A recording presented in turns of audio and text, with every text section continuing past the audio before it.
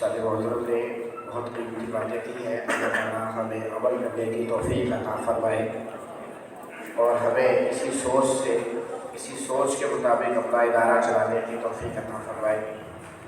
اللهم صل على سيدنا محمد النبي الأمي وعلى آله وأصحابه وسلم تسليما۔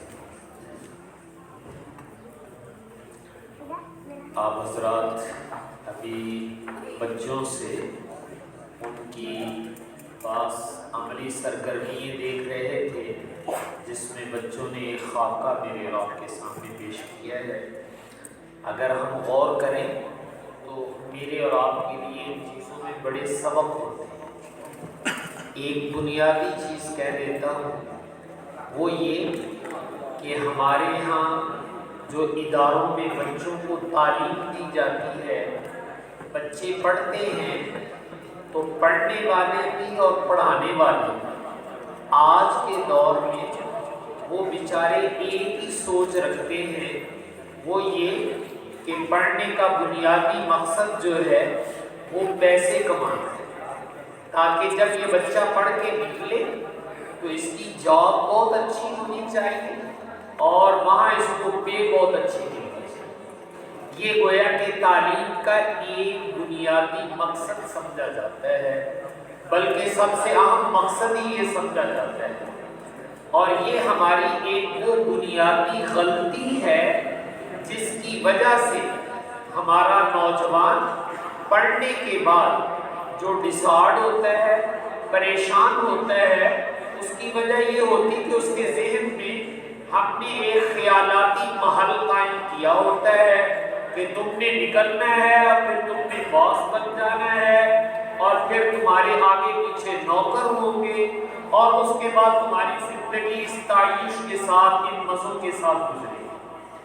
اگر ہم اپنی نسل نو کے ذہن میں تعلیم کا یہی تصور پیدا کر رہے ہیں تو ہم اپنی نسل کے ساتھ بہت بڑی غلطی بھری کرتے ہیں۔ میں دیانت نام سے کہتا ہوں، اس لیے کہ پڑھنا جو ہوتا ہے وہ صرف کوئی مزے اڑانے کے لیے یا 4 منٹ کی پرتعیش زندگی کے لیے نہیں ہوتا۔ تعلیم کا اصل مقصد جو ہے وہ تو انسانیت سازی ہے۔ تعلیم جو بچوں کو پڑھایا جا رہا ہے یا علم آپ سکھاتے ہیں تو ہر چیز کا ایک بنیادی مقصد ہوتا ہے کہ بھئی اس سے کیا ہوگا۔ تو یہ جو میں اور آپ تعلیم دیتے اور لیتے ہیں تو بھائی یاد رکھیے، تعلیم کا بنیادی مقصد ہے انسانیت سازی، انسان تیار کرنا، ایک اچھا سوسائٹی کا بہترین فرد وہ تیار کرنا، یہ تعلیم کا بنیادی مقصد ہے۔ وہ چاہے کسی دفتر میں ہو، وہ چاہے کسی جو ہے مزدوری کی لائن میں ہو، وہ کسی حکومت کی لائن میں ہو، وہ تو تقسیم کار ہے کہ کوئی نہ کوئی کام تو کرے گا، لیکن آپ اس سے جو بھی کام کروانا چاہتے ہیں پہلے ایک اچھا انسان تو اس کو بنائیں۔ اگر آپ نے اچھا انسان بنا دیا تو آپ نے تعلیم کا ہدف اور مقصد پورا کر دیا، لیکن اگر آپ نے ایک اچھا انسان ذہنی طور پر نہیں بنایا ہے، ڈگری بھلے آپ اس کو لے دیں، ملازمت بھی لے دیں، لیکن دیانتاً کہوں گا کہ آپ نے تعلیم کے نام کے اوپر ایک توہین کی ہے انسانیت کی، کہ آپ نے اچھا انسان بنایا ہے اس کو۔ تو اس لیے جو یہ تعلیمی ادارے یا تعلیمی سسٹم ہے بھائی، اس کا سب سے بنیادی مقصد جو ہے وہ انسانیت سازی ہے، کہ انسان تیار کرنا۔ اچھا انسان کسے کہتے ہیں وہ تو مجھے اور آپ کو اللہ تعالیٰ نے پیدا کر دیا ہے، لیکن یہ جو کہا جاتا ہے کہ انسان تیار کیے جائیں، انسانیت سازی کی جائے، تو انسان کسے کہتے ہیں یا انسانیت سازی کیا ہے؟ تو بھائی یاد رکھیے، انسان وہ صرف ایک شکل کا نام نہیں ہے، بلکہ انسان ایک کردار کا نام ہے، انسان ایک رویے کا نام ہے، انسان ایک بیہیویئر کا نام ہے، کہ اگر ہم نے کسی کا کردار اچھا کر دیا، کسی کا رویہ اچھا کر دیا تو ہم نے اس کو انسان بنا دیا، لیکن اگر ہم اس کا کردار اچھا نہیں کرتے، رویہ اچھا نہیں کرتے، اس سوچیں اچھی نہیں کرتے ہیں، اس کا بیہیویئر اچھا نہیں کرتے ہیں، تو صرف ڈگری دے دینا یا بک پڑھا دینا یہ انسانیت سازی نہیں اور یہ تعلیم نہیں۔ یاد رکھیے گا، تعلیم اس کا نام نہیں ہے، تعلیم اس کا نام ہے کہ آپ کی درسگاہ میں آنے والا اس کے رویے چینج ہو جائے، اس کا کردار بہت اچھا ہو اور اس کا بیہیویئر بہت اچھا ہو اور اس کی سوچ، اس کے دماغ کی سوچیں وہ بہت اچھی ہو۔ اگر یہ چیزیں میں اور آپ اپنے اندر یا اپنے بچوں میں پیدا کر رہے ہیں تو اس کا نام ہے انسانیت سازی، یہ ہے انسانیت سازی۔ لیکن اس کی بجائے اگر جو اس وقت ہو رہا ہے، اگر وہ ہمارے اندر پیدا ہو رہا ہے، وہ یہ ہے کہ میری سیلری سب سے زیادہ ہونی چاہیے اور میرے راحت کے اسباب سب سے زیادہ ہونے چاہیے۔ جب میں سیلری سب سے زیادہ لینا چاہتا ہوں، اپنی راحت کے اسباب سارے میں سمیٹنا چاہتا ہوں، تو ممکن ہے مجھے اپنی اس خواہش کو پورا کرنے کے لیے کسی کا گلا کاٹنا پڑے، کسی کی جیب کاٹنی پڑے، کسی کی عزت کو داغدار کرنا پڑے، اور رشوت، غلط اور ذرائع مجھے وہ اختیار کرنے پڑے، اس لیے کہ میرا ہدف صرف یہ ہے کہ میری سیلری اچھی ہونی چاہیے اور میرے ذرائع آمدن بہت اچھے ہونے چاہیے اور مجھے پرتعیش زندگی مل جانی چاہیے۔ باقی سب سے میں نے اگر صرف نظر کر لیا ہے تو میں جس لائن میں بھی جاؤں گا، بہت معذرت کے ساتھ آپ مجھے کسی کرسی پہ بٹھا دیجئے، کسی عہدے میں بٹھا دیجئے، میں اس عہدے اور کرسی پر بیٹھ کر وہ کام کروں گا جو ایک جنگلی درندہ کرتا ہے، میں وہ کام کروں گا جو ایک سانپ اور بچھو کرتا ہے، دوسرے کو ڈنک مارنا، دوسرے کو نقصان پہنچانا۔ اگر میرا کردار یہ ہے تو پھر مجھے تعلیم یافتہ نہیں کہنا چاہیے، مجھے ان پڑھ کہنا چاہیے، اجھٹ کہنا چاہیے، جنگلی کہنا چاہیے۔ میں تعلیم یافتہ تھوڑا ہوں، اس لیے کہ اگر میں کرسی پر بیٹھ کر میں اپنے ناجائز اختیارات استعمال کر کے صرف اپنا بینیفٹ لے رہا ہوں اور اپنی قوم، اپنے ملک، اپنے دائیں بائیں کسی کو میری ذات سے فائدہ نہیں پہنچ رہا، تو میں خود غرض لالچی انسان ہوں، میں تعلیم یافتہ نہیں۔ تعلیم یافتہ بے لوث خدمت کرنے والے، اپنی صلاحیتوں کو نچھاور کر دینے والے، اور جب ان کے اپنے مفادات کی باری آئے، مل جائے تو اس کا شکر، نہ مل جائے تو صبر کر جانے والے۔ یہ ہے وہ سوچ جو تعلیم انسان کے اندر پیدا کرتی ہے، جو میرے اور آپ کے نبی پیدا کر کے گئے تھے۔ آپ نے اپنے بارے میں کہا تھا انما بعثت معلما، کہ اللہ نے مجھے ٹیچر اور استاد بنا کر بھیجا ہے، اور آپ نے دنیا میں آ کر پوری انسانیت کو تعلیم کا سبق دیا ہے۔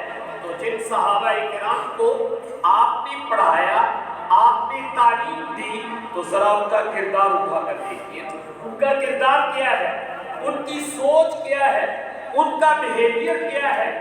وہ جو سوچیں، وہ جو کردار ہے بھائی، اس کا نام تعلیم ہے۔ تو یہ تعلیمی ادارے، میں نے کہا کہ یہ کردار ادا کرنے کے لیے بنائے گئے ہیں۔ اگر ان اداروں سے ان بچوں کے اندر یہ کردار پیدا کر دیا جائے گا تو پھر ہم اپنے تعلیمی ہدف میں کامیاب ہوں۔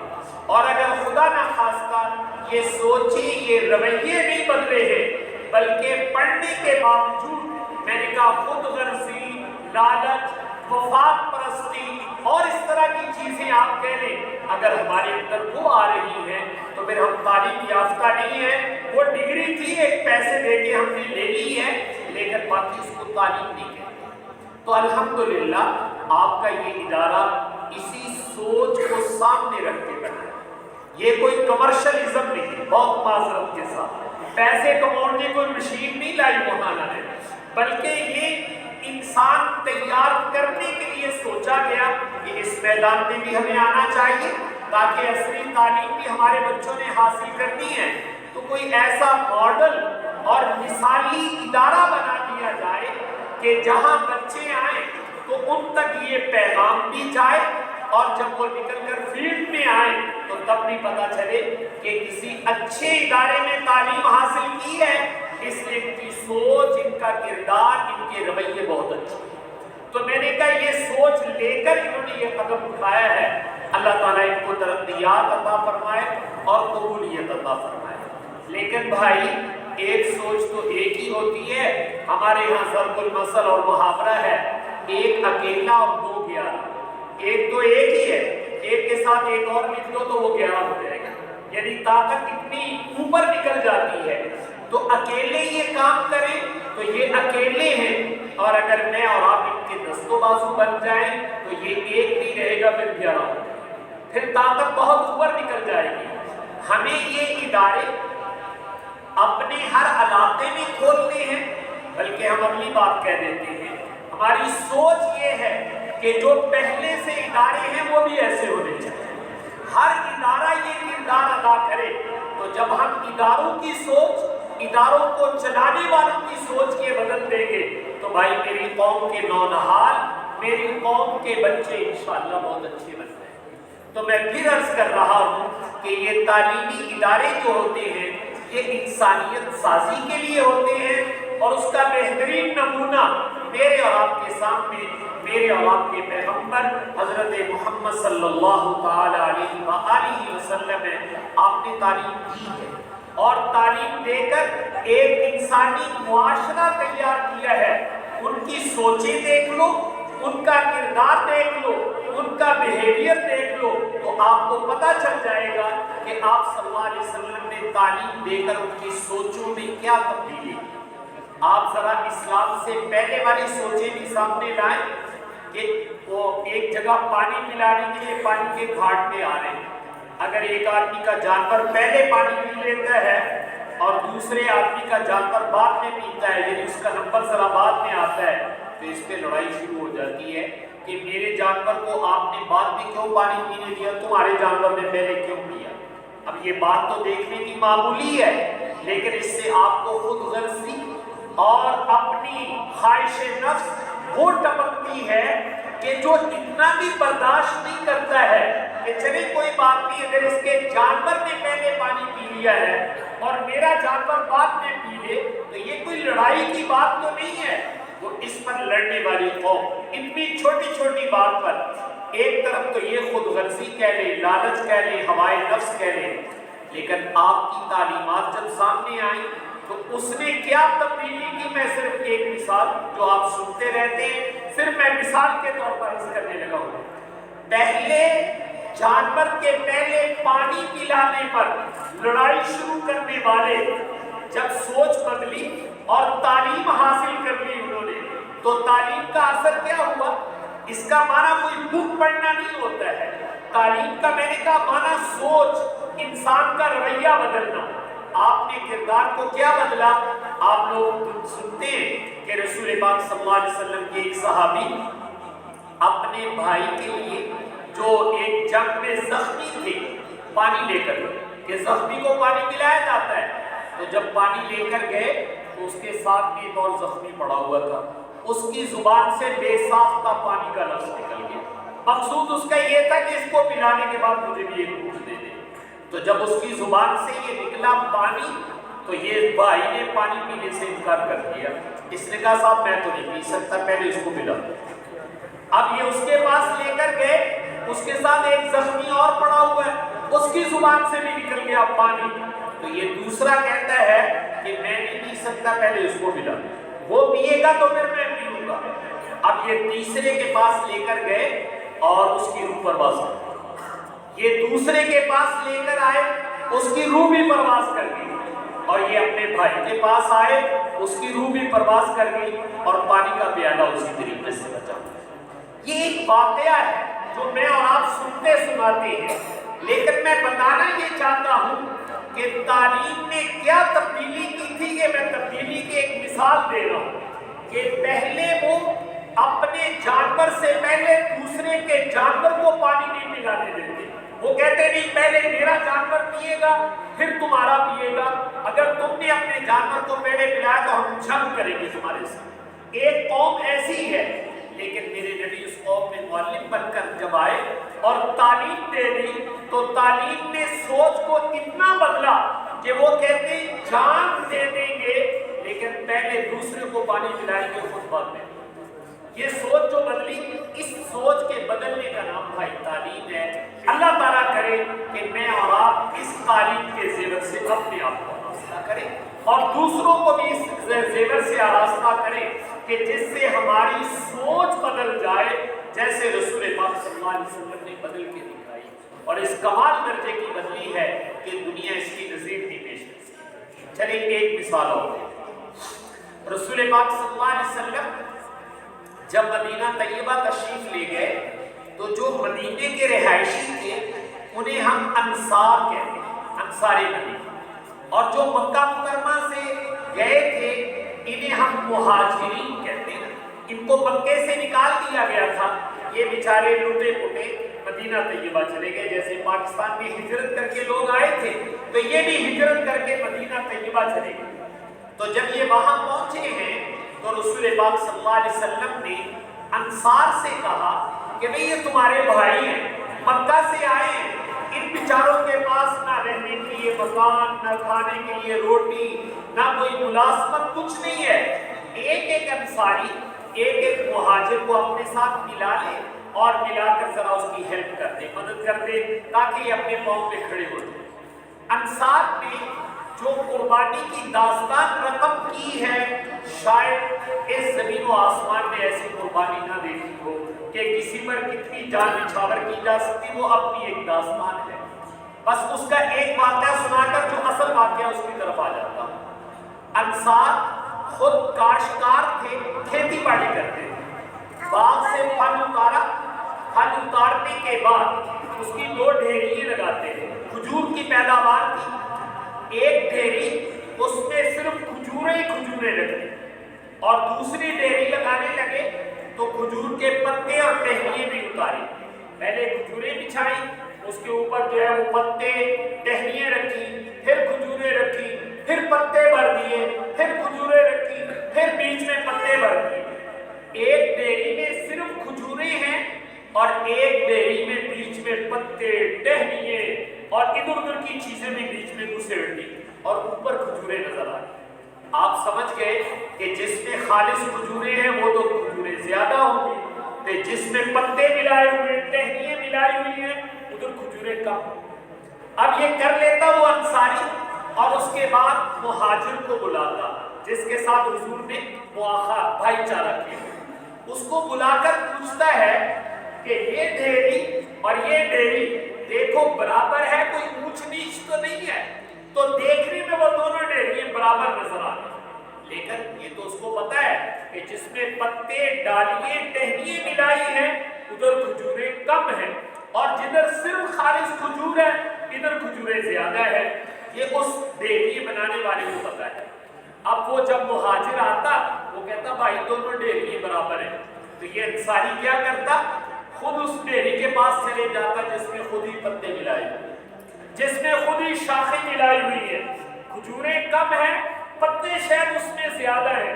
یہ اس کے پاس خود کھڑا ہو جاتا، مہاجر کو کہتا اچھا بھائی تم وہ ڈھیری لے جاؤ، میں یہ ڈھیری اپنے گھر میں لے گیا. یہ مالک ہے، آنر ہے کہ جس نے خود کاش کی ہے، یہ وہ ہے اور یہ اپنے بھائی کو زیادہ دے رہا ہے اور خود اپنے گھر میں تھوڑی کھجور لے رہا ہے اور بہانے کے ساتھ لے. کیسے تھوڑی لے رہا ہے؟ بہانہ لگا کر. دیکھیں آسان طریقہ یہ تھا کہ پتے ملانے کی ضرورت نہیں تھی. ویسے ہی مہاجر کو کہہ دیتے یار تسی لٹے پٹے آئے ہو تو بندے تو رکڑ دیتا ہے، میں تمہیں بہتیاں کھجوروں دے رہا، تمہیں کی دیر لگا ہے، بہتیاں کھجوروں تسی لے جاؤ تے اسی تھوڑیاں لے لینے.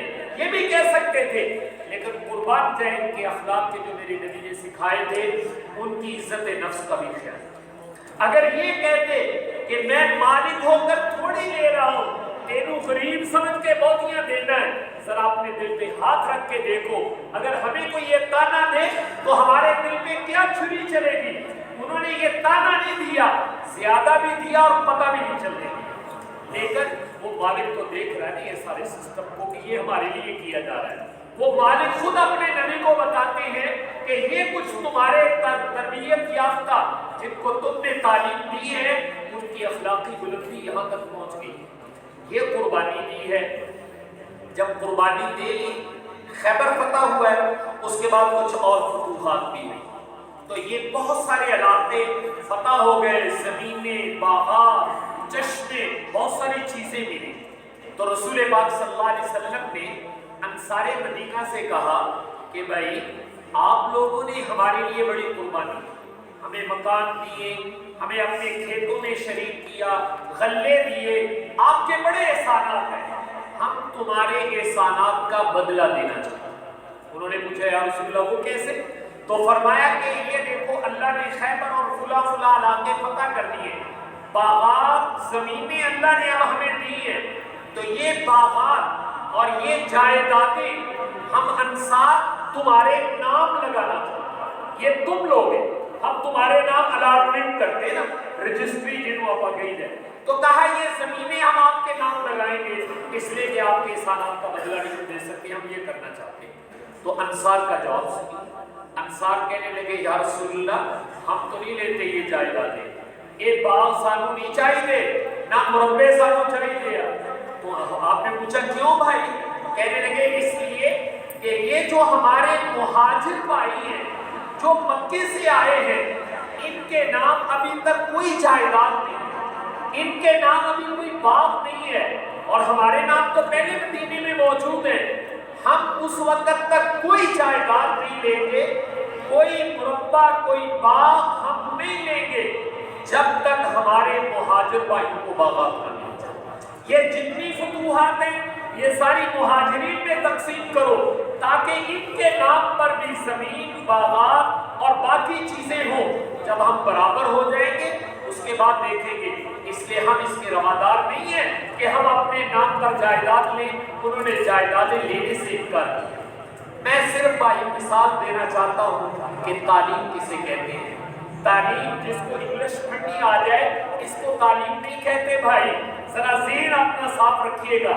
ہم اردو پڑھنا آ جائے اس کو تعلیم نہیں کہتے ہیں، یہ تو اس کے ذرائع ہیں۔ تعلیم کہتے ہیں کہ جس سے انسان کا کردار بدل جائے، تعلیم کہتے ہیں جس سے انسان کی سوچ بدل جائے، جس سے انسان کے رویے بدل جائے، اسے تعلیم کہا جاتا ہے۔ یہ ذرائع ہوتے ہیں اس کے، اور ہم ذرائع کو مقاصد سمجھ گئے اور جو اصل مقصد تھا اس کو بھول گئے۔ میں اس کی مثال دے دیتا ہوں ذرائع اور مقاصد کی۔ آپ کے ہاں اب یہ مالٹے کا موسم آ رہا ہے، تو درخت مالٹے کے وجود میں آنے کا ذریعہ ہے، اور مالٹا آپ کا مقصود ہے، ٹھیک ہے؟ ذریعہ اور ہوتا ہے، مقصود اور ہوتا ہے۔ آپ ذریعے کو ذریعہ سمجھیں گے، مقصد کو مقصد سمجھیں گے۔ ہم جو کچھ پڑھا رہے ہیں یہ میں نے کہا ذریعہ ہے، اور جو ہمارا مقصد ہے وہ یہ کہ ہمارے بچوں کی سوچ، رویہ، کردار وہ بدل جائے۔ وہ سوچیں جب ہم ان کی بدلنے میں کامیاب ہو جائیں گے تو ہم سمجھیں گے ہم نے اپنی تعلیم کا ہدف حاصل کیا، اور اگر ہم یہ نہ کر سکے تو بڑی معذرت، پھر ہم نے اپنی تعلیم کا ہدف حاصل نہیں۔ تو الحمدللہ میں نے عرض کیا تھا کہ آپ کا ادارہ اس سوچ کا حامل ضرور ہے۔ اچھا ایک بات اور کہہ دیتا ہوں، ہمارے ہاں ایک سمجھنے کی کوتاہی ہوتی ہے، وہ یہ کہ جب آپ کوئی بھی پودا لگاتے ہیں، کوئی بھی آپ چیز کاشت کرتے ہیں، بیج ڈالتے ہیں، تو آپ بتائیے رات کو پودا لگا کر آئیں اور صبح جا کر دیکھنا چاہیے کہ میرے پھل لگ گیا کہ نہیں لگ گیا، میں رات ہی لا کے گیا۔ آپ ایک درخت رات کو لگا کے جائیں اور صبح کو جا کے چیک کریں اس کے ساتھ آم لگے ہوئے، پھل لگا ہوا ہے۔ تو اگر آپ یہ چیک کرتے ہیں کسی سے پوچھیں گے تو وہ کہیں گے نہیں یہ بہت بڑی نادانی ہے، یہ پیچھے تھی پھل نہیں لگتا ہوگا، پھل تے ہولی ہولی ہجے درخت کو کے تاں ہوں دیو، جب یہ بڑا ہو جائے گا ایک وقت گزرنے کے بعد پھر اس کو پھل لگے گا۔ جیسے یہ ایک طبی اور فطری اصول ہے بھائی، اگر یہ درخت میں ہے، اگر یہ پیداوار میں ہے، تو ایک تعلیمی ادارے میں بھی یہی اصول ہے کہ آپ تعلیمی ادارے کا ایک آغاز کر رہے ہیں تو آپ سمجھیں کہ بھئی اس سال اس کا آغاز ہوا تھا، اگلے سال ایسا پھل اترنا چاہیے جیسا انہوں نے ہمارے سامنے پیش کیا کہ ہم بچے ایسے بنا دیں گے۔ تو ہمارے پاس کوئی مشین نہیں ہے کہ مشین میں ڈالیں اور اس کے بعد اس کو واش کر کے باہر نکال کے کہیں وہ تھوڑے نیانے بڑھ گئے۔ نہیں، یہ ایک جہد مسلسل ہے۔ اگر یہ جہد مسلسل رہی تو मैं दयानतन आपसे कहता हूँ इंशाअल्लाह सुम्मा इंशाअल्लाह ये सोच आपके बच्चों पर जरूर असर है, लेकिन कुछ वक्त के बाद। ये मैंने इसलिए कह दिया कि बात दफा हमारी तरफ से जल्दी भी होती है कि मौलाना असी अपने न्याणे उत्थे पाए सी पर न्याणे दे कोई नाम रूप तो नहीं चढ़िया। तो भाई एकदम तो नहीं चढ़ता, उसके लिए कोई वक्त और जो मुसलसल है। लेकिन मैंने शुरू में अर्ज किया था कि एक अकेला 2-11 अगर करने वाले एक होगा तो वो अकेला ही होगा, करता रहेगा। लेकिन अगर हम उसके दस्तों बाजू करते इस सोच के अंदर तो वो 1 की पावर 11 हो जाएगी, काम जल्दी हो जाएगा। और ये काम सिर्फ इदारा बनाने वाले का नहीं है, ये काम मेरा होगा। इसलिए कि ये नस्ल इंसानी, इसको अच्छी नस्ल बनाना ये मेरे और आपके फराइज में से है। मैं टीचर हूं तो तब भी है, मैं बाप हूं तो मैं तब भी है, अगर मैं कुछ भी नहीं हूं, मुआशरे का एक फर्द हूं, तब भी मेरा फर्ज बनता है कि मैं इंसानियत साजी में कोई ना कोई भाई अपना किरदार अदा करूं। तो अल्हम्दुलिल्लाह मैंने अर्ज किया था कि ये सोच और ये तसव्वुर आपके इस इदारे की बुनियाद में जरूर है, और जो सोच बुनियाद में होता है वो आज भी तो कल उसका रंग जरूर नजर आएगा। बहरहाल ये सोचें ही होती हैं जो रवैयों को बदलती हैं, बिहेवियर को बदलती हैं। इसलिए हम चाहते हैं कि हमारे ये इदारे, इनका हदफ जो है वो इंसानियत साजी होना चाहिए। बाकी देखो पैसे फीस वो तो एक दरमियान की चीज है, ये मकासद में से, ये बिल्कुल मकासद में से नहीं होना चाहिए, ये एक जरूरत की चीज है। मकसद ये है कि हम कोई अच्छे लोग तैयार करके दुनिया से चले जाएं जो हमारे जाने के बाद मेरे और आपके लिए बेहतरीन सबका जारिया हो। अगर हम ऐसे इंसान तैयार करके चले गए तो हम कामयाब हैं, याद रखिएगा। और अगर हम ऐसे लोग तैयार ना कर सके, दौलत जितनी भी छोड़ गए तो वो हमारी नेकनामी का जरिया नहीं है। आप लोग सैयदना इब्राहीम अलैहिस्सलाम की एक दुआ कुरान शरीफ में उन्होंने अल्लाह ताला से मांगी है, वजअलनी लिसान सिद्क़िन फिल आखिरीन। या अल्लाह कोई एहो जे काम करा नहीं कि जदों असीं दुनिया तो चले जाइए ते साडा नेक तज़किरा दुनिया में बाकी रहे। हम दुनिया से चले जाएं और हमारा फैज़ दुनिया में रहे, तो भाई उसका तरीका यही है कि मैं और आप कोई इंसानियत की भलाई का काम करते, और तालीम से बढ़कर इंसानियत साजी या इंसानियत की भलाई का कोई काम नहीं है। बल्कि अगर मैं तालीम के मुताबिक कहूँ तो बेजा नहीं, ये उम्मुल खैर है। जितने अच्छे काम हैं, बल्कि आपके मुल्क या जिंदगी के जितने शोबे हैं, उसमें बुनियादी और मेन किरदार जो है वो निज़ाम तालीम और ये सिस्टम जो है ये इसका किरदार होता है कि ये हर मुआशरे में हर शोबे को जो अफराद जाएंगे वो यहीं से पढ़कर जाएंगे। तो अगर इसको आपने अच्छा कर दिया तो हर शोबे के अफराद अच्छे हो जाएंगे। लेकिन अगर आपने इनको अच्छा ना किया तो याद रखिएगा उन शोबों में जाकर, उन महकमों में जाकर कोई आदमी खुद से अच्छा नहीं बना करता है, वो तो मैंने और आपने यहीं से अच्छा बना के भेजना है। और अच्छा बनाने का वक्त अल्लाह ताला ने ये ज़माना तालीम का रखा होता है, बचपन का रखा होता है कि इसमें आप किसी को अच्छा बना दें तो वो अच्छा हो जाएगा। अगर आप अच्छा नहीं बनाए बल्कि बुरा बना दें तो फिर वो बुरा ही चलता चला जाएगा। तो ये इन्हीं इदारों ने जन्म देना है, ये उम्मुर रिजाल है, ये इंसानियत को जन्म देने वाले इदारे हैं।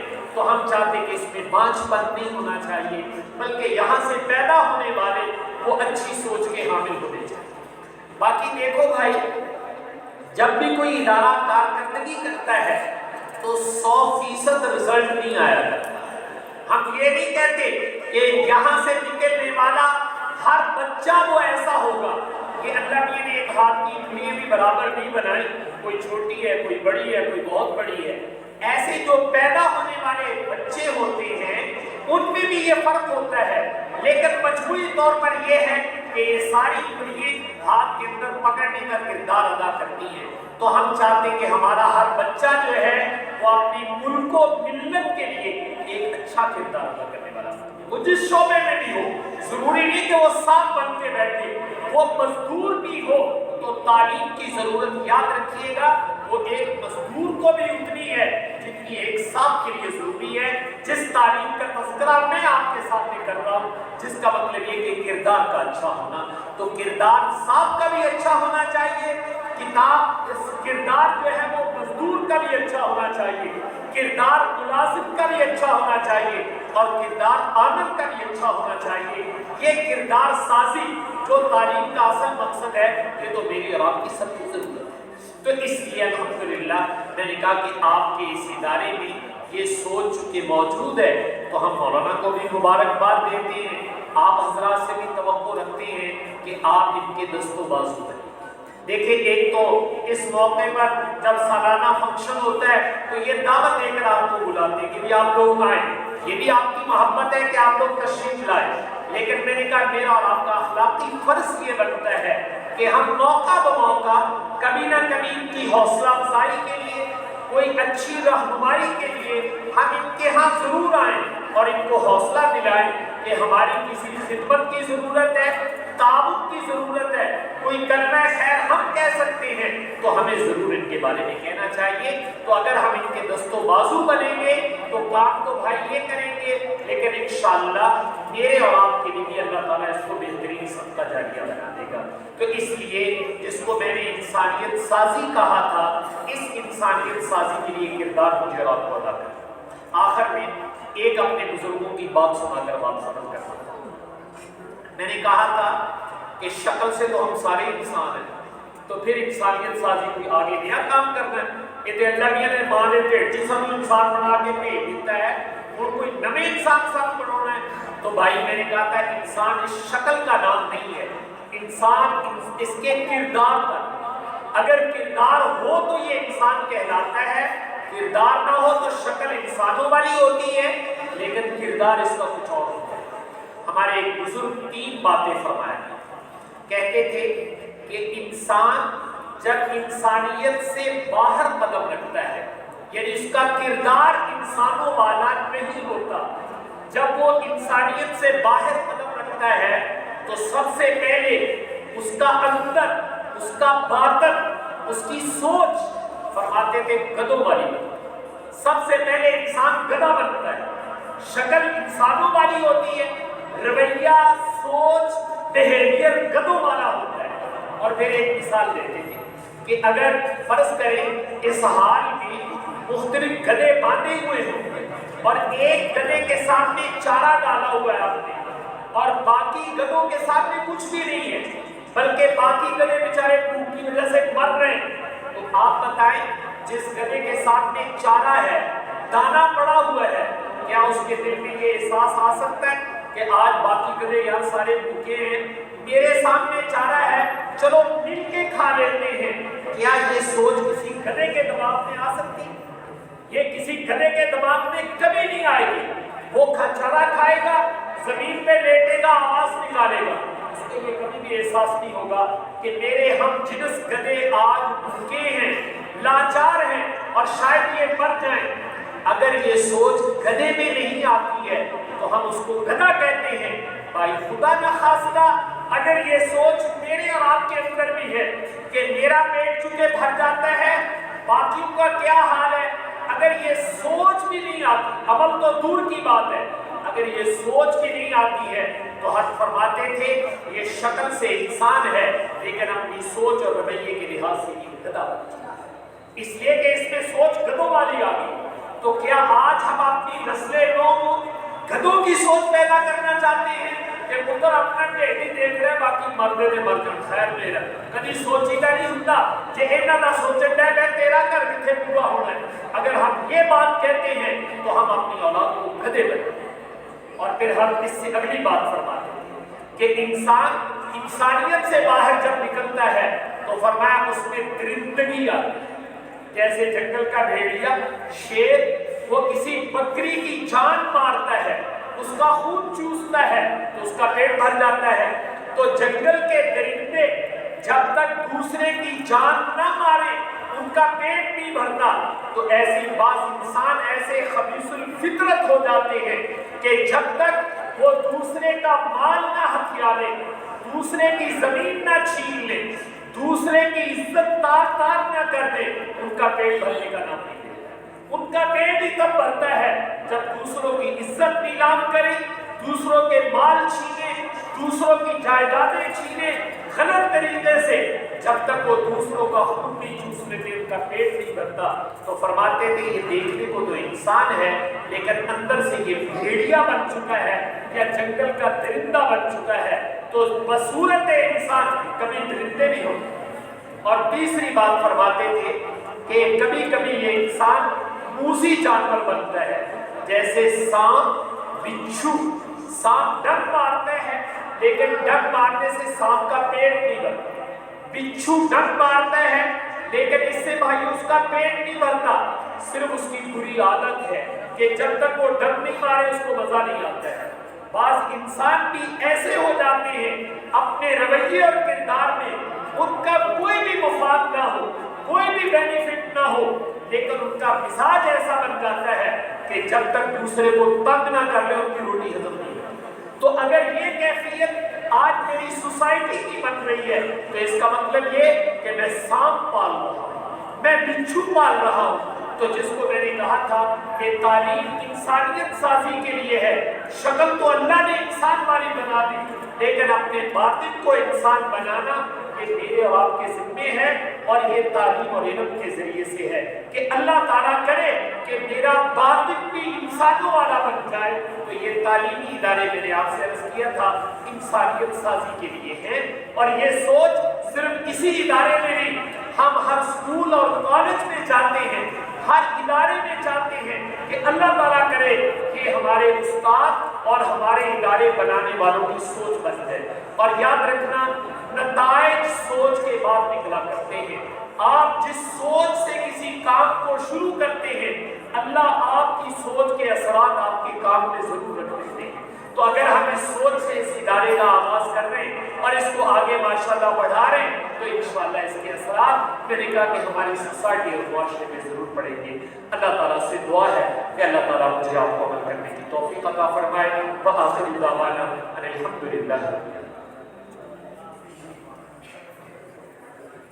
अब मैं हज़रत मौलाना मुफ्ती मोहम्मद खालिद महमूद साहब जो इस इदारे के सरबराह हैं, उनसे गुजारिश करता हूँ कि वो तशरीफ़ लाएँ और इख्तितामी कलमात।